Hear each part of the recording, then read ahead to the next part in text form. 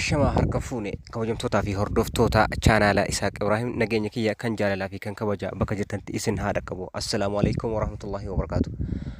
Arraan tana ka viidiyoo ajaa'ibaa isiniif qabadhee dhiyaadhee viidiyoo arraa keessatti akkaataa itti fayyadama mobaayil baankingii jechuudha. Dhibbaan dhibbatti guutuu isaa akkamitti akka fayyadamtan isiniif qabadhee dhiyaadhee jira jechuudha. Namni baay'ee yaa'u ni beeka akkaataa itti fayyadama mobaayil baankingii jechuudha. Haa ta'uutu garuu namoonni hin beekne ni jiru jechuudha. Namoonni beekanis immoo dogongora isaan raawwatan ni jira. Dogongora kanaan immoo haalli mallaqa isaaniitti dhaban haalli dogongoraan mallaqni isaanii rakkoolee adda addaa irratti uumamu ni jira jechuudha. Kana tartiibaan akkamitti akka fayyadamtan isinitti argisiisa. Viidiyoo tana hanga xumuraa daawwadhaan afeerraa kooti jechuudha. Viidiyoo tanas laakiidhaan eegala isiniin jedha. Mobaayil baankingii kaa yeroo fayyadamnu namoonni baay'een dogongora raawwatu jechuudha. Kanaafuu viidiyoo irraa keessatti jechuudha waan hanga 7 hanga 10 takka isinitti argisa jechuudha. Kanas isteeppii isaa asirratti na hordofaa isiniin jedha. Amma gara viidiyootti isin dabarsa. Calqaba gara bilbila keessanii ni bantanii kool batanii keessan erga bantan jechuudha. Beekamaadha 8 istaarii gootanii jechuudha. Urjii 889 gootanii achi booda mallattoo riqichaa tuqxanii jechuudha. Ni bilbiltan jechuudha. Sim kaardii mobaayil baankingii keessan ittiin fayyadamtan sanaan dawwaltu jechuudha. Calqaba kun haala kanaan isinii fida. Fuula kana isinii fida jechuudha. Weelkaam maal waan jedhu filannoo lama loogiinii fi eegistii isinii fida. Isin amma loogiinii lakkoofsa tokko filattan jechuudha. Yaa beekamaadha. Lakkoofsa tokko filattu. San booda seendi jettaniin jechuudha. Achi booda as biratti piinii yookiin paaswordii keessan galchatanii jechuudha. Anaa paaswordii kiyya haa galchuuti. Okay.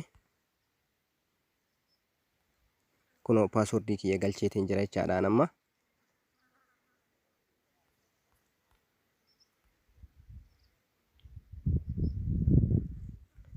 San booda as biratti filannoo baay'eetu jira jechuudha.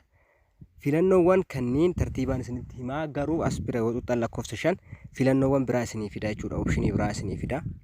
Lakkoofsa 5 yoo tuqxan jechuudha. Seendi gootanii. Filannoowwan amma asi dhufan kunniin jechuudha. Filannoowwan 5 duraatii asitti ka dhufan jechuudha. Kunniin haarawaa. Utility paymentiin kuni ka ibsaati jechuudha. Ibsaa kafaluudhaaf kana fayyadamtan jechuudha. Akkaawuntii irraa gara akkaawuntiin own akkaawuntii transfer gochuudhaaf kana fayyadamtanii opshiniiwwan biraallee ammallee jira. Garuu ani opshinii duraatitti deebi'ee lakkoofsa 4 kana tuqeemee isinitti agarsiisu gara calqabaatitti deebi'ee jechuudha. Wanni guddaan achirra jira waan ta'eef gara duraa kanatti lakkoofsa 4 bakka calqaba seeneenitti adeemu. Tole amma gara filannoo calqabaatti deebi'ee tartiibaan tokko tokkoon isinitti argisa jechuudha. My akkaawuntii kana bira haa dhufnu lakkoofsa tokko. Lakkoofsa tokko yoo tuqxan maaltu isiniif ba'a waan jedhu wajjin haa ilaallu. Mee opshinii lakkoofsa tokko kana seendi godhee wajjin haa ilaallu. Lakkoofsa tokko kana kilik godhee yoon banu maaltu naa dhufa maaltu jira waan jedhu kana jira ka amma waan isin ajaa'ibu jechuudha. Fakkeenyaaf amma as biratti akkuma argitan akkaawuntii kiyya irra fakkeenyaaf bakka kanatti qarshii baay'ee sirraan qabu ani isinitti argisiisuudhaaf jechuudha. As biratti kunoo Isaaq Ibraahim Amaan jedha. Baalaansii ani qabu as biratti natti argisiisee jira jechuudha. Fakkeenyaaf amma akkaawuntii kanarraa jechuudha. Akkaawuntiiwwan biroorraa ani yeroo baay'ee isa kana waan hin fayyadamne fakkeenyaaf isa kana yoo isinitti argisiise available balaansii. Baalaansii ani amma qabu kun as biratti qarshii 28 fi 415 jechuudha. Baalaansii keessa yeroo bakki itti ilaallattan yeroo kamuu iddoo kanaa jechuudha. Baalaansii keessan kalaallattanii jechuudha. Inni kunniin tiraanzaakshinii jedhama. 1 2 3 4 5 jedhee ka jiru kun tiraanzaakshiniidha jechuudha. Tiraanzaakshiniin kun raawwii jechuudha waan isin bilbila keessanii akka mobaayil akkaawuntii mobaayilii keessa kan irra raawwattan jechuudha. Fakkeenyaaf ani guyyaa kanatti jechuudha. Qarshii 15 baasee jira akkaawuntii kiyya kaardii guuttadhe jechuudha. Kunoo 15 jedha jechuudha. Mee fakkeenyaaf opshinii biraa tuqee isin haa mul'isu lakkoofsa 5 irratti lakkoofsa 5 yoo tuqu filannoo biraattu naa dhufa. Kunoo amma akkuma as biratti argitan jechaadha. Kunniin tiraanzaakshiiwwan kunniin jechuudha. Fakkeenyaaf guyyaa kanatti jechuudha qarshii 30 akkaawuntii kiyya irra galcheen ture jechuudha. Achirraan hir'isee kan dabale ni jira kan hir'ise ni jira jechuudha. Filannoowwan baay'eetu jira jechuudha. Asitti fakkeenyaaf qarshii 4,000 akkaawuntii kiyya irraa hir'iseetiin jira. Tiraanzaakshin jechuun waan isin bilbila keessanii mobaayil baankii keessanii hojjetanii jechuudha. Amma gara jalqabaatti deebi'ee filannoo biraa isinitti argisiisa. Lakkoofsa 7 piriivees opshin jedha. Bakka fuula buufata jalqabaatitti jechuudha. Kara fuula calqabaatti yoo deebi'u filannoowwan kanaafidha. Amma namaaf erguudhaaf namaaf akkamitti erginaa waan jedhu wajjin ilaala lamaffaa irratti. Transfer to CBA accountidha. Kun fakkeenyaaf kan commercial baankii kana lakkoofsa lama jechuudha. Baay'ee wanni isin ilaaluu qabdan asii dogongora yeroo baay'ee hojjettan jechuudha. Sirriitti hordofuudha qabdan. Baay'ee namoonni beektanis mobaayil baankingii akka fayyadama isaa ni beeka namoonni jettan viidiyoo kana dhugaa ilaaluudha qabdan jechuudha. Dogongora isin raawwattan bakka tokkotti isinitti argisiisuu barbaadeet jechuudha. San booda as bira lakkoofsa keessan kana ni filattanii akkaawuntii keessan kana seendettaniin jechuudha. Achi booda akkaawuntii nama sanii galchitan nama ergitaniif san fakkeenyaaf an callisee akkaawuntii biraazarii kanarratti haa ergume fakkeenyaaf amma lakkoon kan biraazarii kiyyaatii noormaalii callisee isinitti argisiisuudhaaf qarshii 1000 yookiin 500 haa erguu fi okee jedheeni jira amma kuno fakkeenyaaf akkaawuntii biraazarii kana asitti naa baasee jira Ridwaan Ibrahim Amaan jedha kuno as biratti san booda filannuma kana naa fida lakkoofsuma tokko kana filadha jechuudha. Lakkoofsa tokko kan erga filadhe maallaqa na gaafataa jira. Maallaqa hagam akka erguuf as biratti qarshii barreessaa jecha maallaqa san hangaan barreessa jechuudha 1000 jedhee barreessee haamee 1000 erguuf calliseetuma isinitti argisiisuudhaaf san booda seendi jedhaani. Okay. Kuno amma haala kana naa fidee jira. Filannoo kana naa fidee jira. Deebii tahee jira. Bilbila keessanirraa isaaf deebii tahee jira. Isinirraa immoo kireeditii tahaa jechuudha. Kireeditii ta'a isiniif deebitii ta'a isaaf ammoo kireeditii ta'a jechuudha kun as biratti akkaawuntiin isaa 61 dhumni isaa 34 kana jechuudha. Achi booda sababa bakki guddaa namni sitti argisiisu maaliif ergitaniif jedha fakkeenyaaf namni sun isin kaaduu danda'a naaf hin galchine jedhe tiraansaakshinii illee yoo arge amanuu dhabuu danda'a jechuudha. Sababa asitti barreessuu qabdan fakkeenyaaf ani liqii jedhee haa kennuuf liqii afaan feetanii nu barreessaa daazint maatar rakkinan qabu liqii jedhee barreessee jira liqiidhaaf ergaafii jira jechuudha liqeessaafii jira seendi godha liqiidhaaf jedheeti barreesseefii jira ergeefii jira jechuudha. Kanaafuu lakkoofsa tokkoo fi lamaan ala lakkoofsa feetan tuqaa jedha asitti lakkoofsa tokkoo fi lamaan ala kan feetan tuqaa garuu bakka san bakka riizinii san sababa isaa barreessuu qabdanii jechuudha. Lakkoofsa 3 haa tuqume fakkeenyaaf nama lakkoofsa 3 kilik godhe yoo banu jechuudha. Filannoo sadhumaa naa fida. Kunoo as biratti wanna nama barreessisan tartiibaan laalaa qarshii 1000 riizinii sababni isaa liqiif jedha kunoo kanneen lamaan dirqama yeroo kamuu iskiriinshoot kaafachuu qabdu san booda as bira lakkoofsa tokko kilik gootu jechuudha makka ergaafii jira waan ta'eef achi booda seendi jettuun.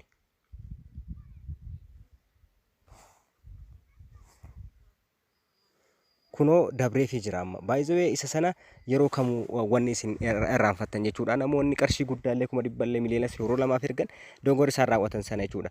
Kunoo available tahee jira as biratti kaawwanni guddaan isin laaltan akkuma as biratti argitan kunoo teekistiin as biratti naa dhufeera duratti qarshii 28 amma 27 tti deebi'e akkaawuntiin kiyya garuu as biratti ilaalaa kunoo Ridwaan Ibraahimiif jechuudha liqiif jedha kunoo as biratti ilaalaa akkanatti dhufaa jechuudha. Kanallee iskiriinshoot kaafattan liqiif dan via mobile oo jedha kunoo.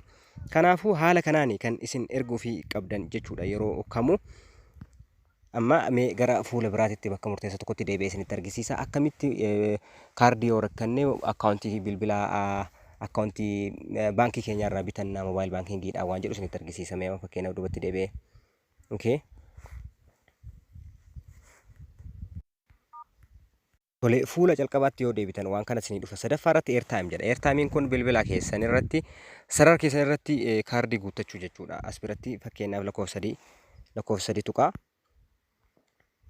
Okay.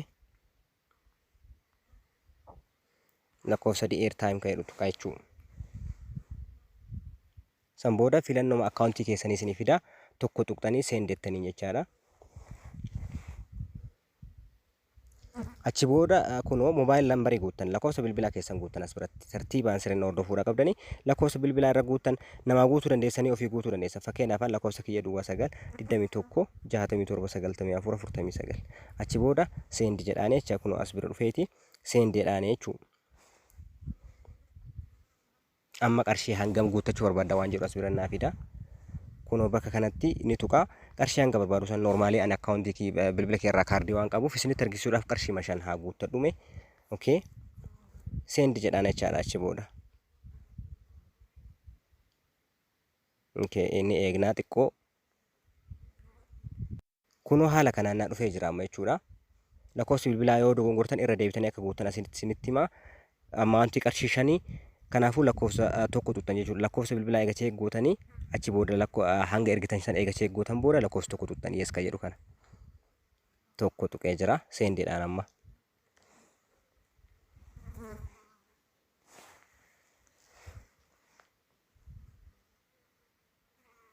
Okay kunoo akkuma as biratti argaa jirtanii jechuudha kunoo duwwaa top up ka jedhu kunoo jira top uppiidhaan lakkoofsa duwwaa 921 kanaa fi guyyaa isaa Noovembarii 13 qarshii 5 deebii tahee jira jechuudha akkaawuntii kiyyarraa. Haala kanaan kaardii guutachuu dandeessan. Kaardii nama hin kadhatinaadha yookiin immoo liqis hin seeninaa jechuudha. Bilbiluma keessan irraa bitachuu dandeessan jechuudha. Yeroo baay'ee kaardii hin liqeeffadhu jechuudha. Amma immoo gara waan murteessaa tokkotti gara duubatti deebi'ee isinitti argisiisa. Tole ka amma inni dhuma baay'ee moobaayil baankingii fayyadamni isaa waanuma 2-3 isin ka beektan namaaf erguu fi ergisiifachuu qofa. Garuu oopshinii 20-30 ol as keessa ka jiru jechuudha. Fakkeenya amma lakkoofsa 5 tuqeeme waan ajaa'ibaa tokko isinitti argisiisa. Moora oopshinii lakkoofsa 5 tuquuti. Filannoo biraa kanaaf fiduuf jechaadha. Ammallee lakkoofsuma 5 moora oopshinii kana haa tuqu. Filannoo biraa kanaaf fiduuf lakkoofsa 5 tuqeera ammas. Filannoowwan ajaa'ibaati kan as keessa jiran jechuudha. Waan isin baay'ee isin ajaa'ibu waan isin even hin yaadne jechuudha. Kunniin hundi isaa waan isin fayyadamuudha qabdan waan amma asitti argitan kun ammallee lakkoofsa 5 tuqee isinitti argisiisame wanta tokko akkamitti sharafa baankiiwwanii beekuu dandeenya sharafa doolaaraa ka yuuroo ka maalii ka jennu kana akkamitti beekuu dandeenya waan jedhu. Kunoo filannoo yeroo 3 lakkoofsa 5 tuqxanii moora oopshin ka jedhu tuqxanii jechuudha. Asitti waan baay'atu ammas ni hafa moora oopshinii filannoon biraa jechuudha. Baankii tokkorraa baankii biraatti iyyuu dabarsuun akkamitti akka danda'amu as biratti nutti argisiisa. Garuu nama exchange rate gabaa ittiin kan oole as biratti exchange rate ka jedhu kana mee waliin haa ilaallu waan isin ajaa'ibuudha. Mee lakkoofsa tokko exchange rate kana kilik godhee banee isinitti argisiisa. Exchange rate kana yoo akkanatti banee isinitti argisu jechuudha. Filannoo guutuu isaa hedduu isaa isinii fida as biratti. Gabaawwan mallaqaa ol kaka'oo ta'an kan guddaa ta'an isinitti argisiisa jechuudha as biratti jechuudha. Kunoo ka fakkeenyaaf kan Dubaay jira as biratti. Kan maaliyyoo jira, riyaalli jira, doolaarri jira, yuuroon jira. Baay'eetu jira jechuudha. Mee fakkeenyaaf moora oopshinii lakkoofsa 18 kana tuqee waliin ilaalla. Mee fakkeenyaaf amma zaar hin jirre zaar ka jedhu kana wajjin ilaaluu dandeenya. Inni kun jechuudha zaar kuni kan warra Dabub Afrikaati yookiin Afrikaa Kibbaati. Baay'ee nama kana mee USD kana lakkoofsa 8 kana isinitti argisiisu lakkoofsa 8 mee lakkoofsa 8 tuqee isinitti argisiisa. USD jedha. United States dollar jechuudha. Kunoo isin ajaa'iba. United States doolaarri meeqaan oolee sharafa nama gaafachuu nama kadhachuu baankii dhaquu onlaayinii seenuu isin barbaachisu jechuudha. As biratti kunoo info buy rate kan ittiin bitame doolaara 52.943 bitame kan ittiin gurgurame immoo doolaara 54.22 jechuudha.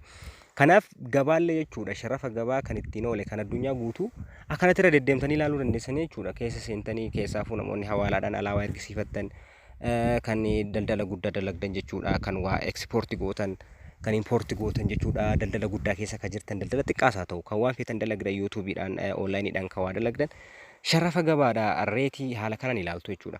Baay'ee moobaayil baankingii waan salphaatti filannoon isaa bira keessanii miti jechuudha. Waan ajaa'ibaa waan dinqisiisoo fiicharii isaa even warroonni baankii fayyadaman iyyuu hin beeknetu keessa jira jechuudha. Kanaaf haala kanaan itti fayyadamaa isiniin jedha. Kutaa lammaffaa fi sadaffaa hanga kutaa arfaffaa immoo isiniif qabadhee dhiyaadhe kanarraaf jedhe kanuma horaa bulaa deebala waan daawwattaniif baay'ee galatoomaa hedduun isin jedhadha. Chaanala keessa sabiskiraayib gochuun na jajjabeessaa maatiin naaf ta'a. Waan isiniif hin galle yoo jiraate diskiripshin booksii keessa teelegiraamni kiyya jira. Nagaa fadhaa na dubbisaa isiniin jedha. Nagaa.